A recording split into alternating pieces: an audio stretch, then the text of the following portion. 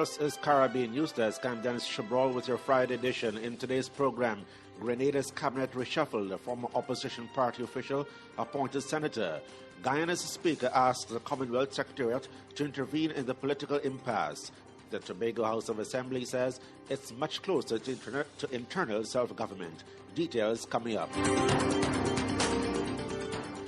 We are one Caribbean, one people, one nation. Facing the same destiny, so separated we are. As one, let's come together. One market economy. Caribbean is how it should be. Let's support, carry on for Caribbean unity. It takes you, it takes me for Caribbean unity.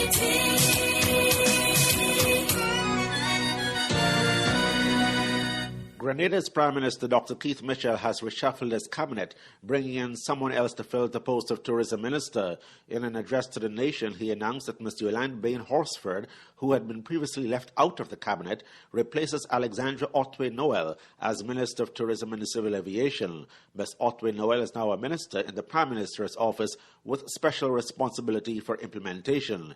He has also announced the appointment of former General Secretary of the Opposition National Democratic Congress, Peter David, as a senator. David, who was expelled from the NDC along with several others, was described by the Prime Minister as an experienced politician and a very successful foreign minister who is now helping government articulate its policies and objectives. Veteran trade unionist Chester Humphrey is tipped to be president of the Senate.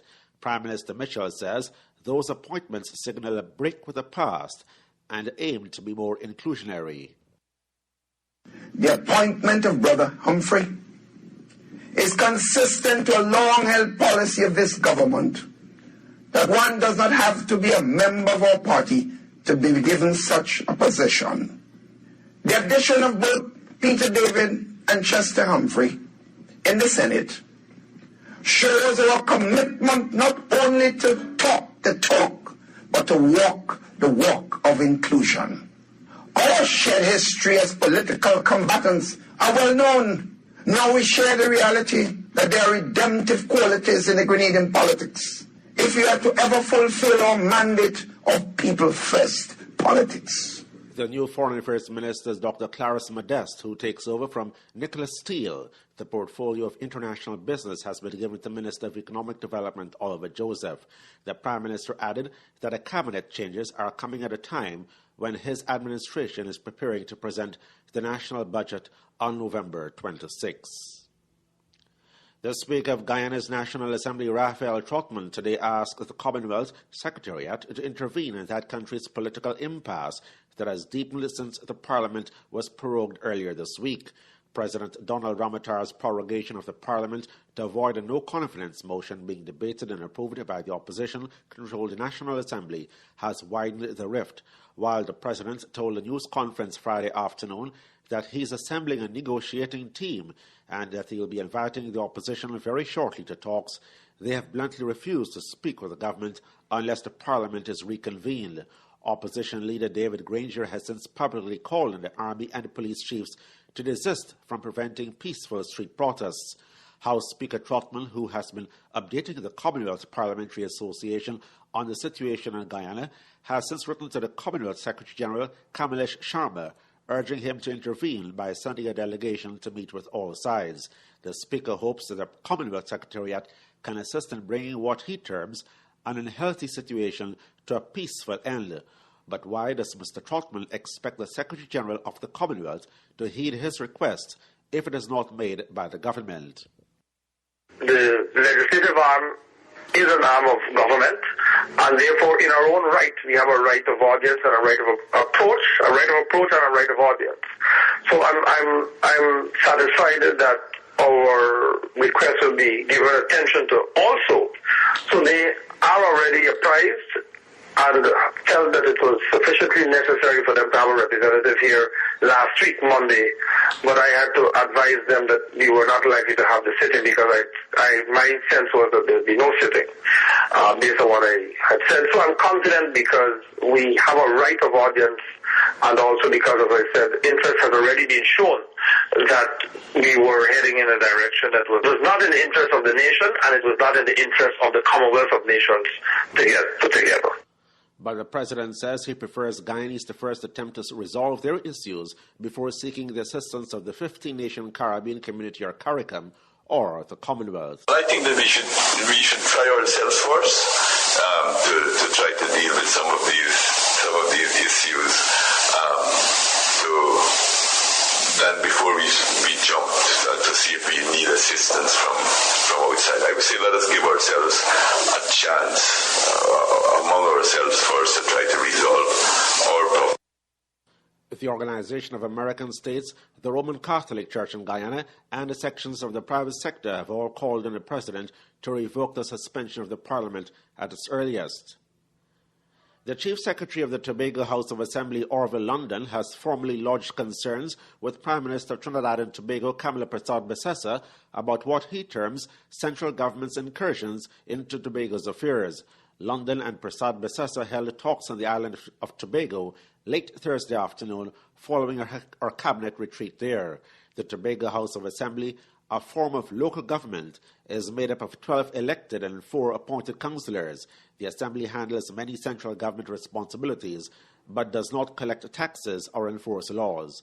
As we hear in this report from Andre Perez, the Chief Secretary left the meeting feeling that his island is inching closer towards greater autonomy. Tobago House of Assembly Chief Secretary Orville London says Tobagonians are looking forward to an end to the long and vexatious issue of internal self-governance. Speaking during the post-cabinet briefing at the Magdalena Hotel in Tobago yesterday, he says a comprehensive document was given to the Prime Minister concerning instances where there were incursions by the central government into the remit of the THA Act. I find it a little disturbing that at the same time that we are working together towards achieving greater self-determination for Tobago, that there should be that consistent and unabashed the relationship or unabashed attack on the limited autonomy which the Assembly has at this point in time. However, TNT Prime Minister Kamala Persad-Bissessar denied such actions. As she pointed out, she's yet to read the document. I will not endorse that comment. As I say, Chief Secretary has given us a document which I have passed to the Honourable Attorney General and to seek advice as to whether we are in any way or whether anyone is in a violation or has breached the provisions of the Tobago House of Assembly Act. The THA Chief Secretary believes after the meeting, Tobago is much closer now than ever to achieving internal self-governance. I am Andrea Perez reporting from Port of Spain, Trinidad for Caribbean News Desk. Brazilian police said they arrested a former director of the state-controlled oil company Petrobras and 19 other suspects on Friday. The others include 9 construction and engineering firm executives as part of an investigation into an alleged multi-billion-dollar kickback scheme. The scandal was a key issue in Brazil's recent presidential election, in which incumbent Dilma Rousseff, who served as chair of Petrobras' board between 2003 and 2010, won a second term in office.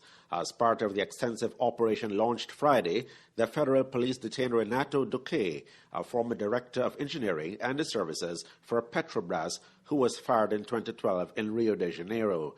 Petrobras was allegedly at the center of a 10 billion real, some $3.85 billion money laundering and overbilling scheme, and is the focal point of the federal police's Lava Jato car wash operation launched in March.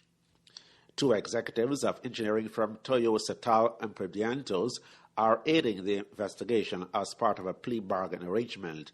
They and Petrobras' jailed former refineries and supply director Paulo Roberto Costa, who has implicated dozens of Brazilian politicians in the scandal as part of a plea bargain deal with prosecutors, pointed the finger at Duque. Duque oversaw some of the contracts for construction work at the Abreu e Lima refinery, a project whose cost has ballooned to more than 4 times the initial estimate of around $4.3 billion. The operation launched Friday also targeted firms accused of paying bribes amounting to roughly 3% per contract to Petrobras between 2004 and 2012, including construction and civil engineering companies, Odebrecht Mendes Jr. Engenharia and UTC Engenharia. Authorities also froze a total of $277.2 million in assets belonging to 36 suspects as part of Friday's operation. U.S. President Barack Obama says he will be using his executive powers to reform immigration policies before the end of the year, a move that analysts say could shield some 5 million undocumented immigrants from deportation. At a news conference in Myanmar with opposition leader Aung San Suu Kyi, Obama called the United States a nation of immigrants, saying that the system needed to be fixed before the end of the year. According to the New York Times, Obama plans to announce a package of executive actions in the coming week that will protect up to 5 million unauthorized immigrants from deportation. One key piece of the order, according to officials, will allow many parents of children who are American citizens or legal residents to obtain legal work documents, said the newspaper. That part of the plan alone could affect between 2.5 and 3.3 million people, depending on the number of years they have been living in the United States. In the face of the impending announcement by the president, a group of conservative Republicans led by Senators Ted Cruz, Mike Lee, and Jeff Sessions threatened to oppose efforts to pass a budget to finance the government's plan and to prevent Obama from granting what, according to them, was executive amnesty for people who are in the country illegally. Senate Majority Leader Harry Reid said Thursday that he has urged President Barack Obama not to take any executive action on immigration until December 11, when the Congress will approve funding for government spending in 2015. Meanwhile, House Speaker Republican John Boehner reiterated that any unilateral action by Obama would eliminate the possibility of Congress passing the immigration bill, as well as endangering chances for bipartisan consensus on other issues. We are 15 states with a common goal, a unified purpose to face the world, enriching lives, empowering people, creating a strong economic region. No matter where you're from, no hassle, just freedom. Whether business, school, or pleasure, we will benefit together. The CARICOM single market, good for you and me. The CARICOM single market, good for you and me. The CARICOM single market, good for you and me. Oh yeah! And that's it for Caribbean News Desk. Just before we go, here is a recap of the major stories we've been covering today. Grenada's cabinet reshuffled. A former opposition party official appointed senator. Guyana's speaker asks the Commonwealth Secretariat to intervene in the political impasse, but President Donald Ramotar says just not yet. And the Tobago House of Assembly says it's much closer to internal self-government. Do have a good weekend. Thanks for joining us.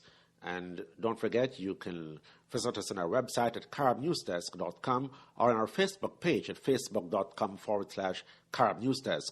We are also on Twitter at twitter.com/demwaves. I'm Dennis Chabrol. Bye for now.